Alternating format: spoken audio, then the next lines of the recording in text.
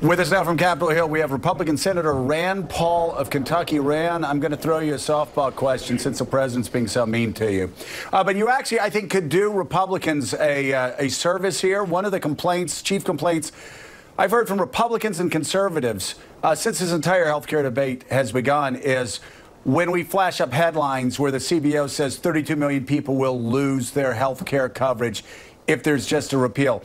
Can you explain why that description concerns conservatives who don't believe that's actually an accurate description? It's more choice than just dumping 32 million people off the rolls. Trying to predict the future is a very uncertain sort of guessing game. And I think in the past, the CBO tried to guess how many people would get health insurance through Obamacare, and they were wildly off, to the tune of millions off. Now they've said 32, 23, various permutations of millions of people will lose it. But interestingly, one of the big premises of why people lose it is they say, if you no longer have the individual mandate, if you don't have to pay a tax to buy your insurance, if you're not sort of bullied by government, that 15 million people wouldn't buy insurance for that one fact. Maybe. It's complete guesswork. And so the thing is that I think we can put too much stock in guesswork. And to me, it's a modeling and future predictions. It's like astrology. A lot of guesswork goes involved into it. Senator, it's Nick Confessori here in New York. Just a question for you, just to pull back a little bit. I wonder if you think that the Republican Party has made a grave error in getting into the business of promising to expand coverage. This was not always part of the conservative Bible. What we see here is an effort by the party to build a health care plan that will keep that promise, but do it through conservative means. Is it the job of the government to help ensure that coverage is expanded in the first place? Well, see, I think overpromising is a big problem, and promising stuff we didn't really promise during the election. We promised to repeal and get the federal government out of it. Doesn't mean there's not a role for government. We thought nationalizing it in Washington was too distant from the people and destined not to work. But I think overpromising is another problem, and I've had this conversation with the president and with others in the White House, is that if you claim you're going to fix health care, I think you've got a mistaken notion. Health care was broken before Obamacare.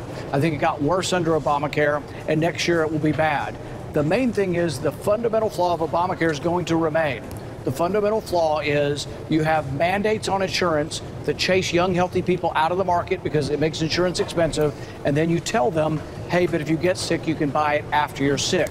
So this adverse selection continues. The only difference between the Republican and the Democrat plan is the Democrat plan tried to get people to buy insurance through a mandate, government force. The Republican plan is going to dump the money in on the tail end to subsidize insurance companies. I object to both. And in some ways, it's actually more morally reprehensible for the government or the taxpayer to be asked to subsidize insurance companies that doubled their profit under Obamacare and now make $15 billion a year. I just think it's a terrible and a very un-Republican idea to give a major corporation taxpayer money.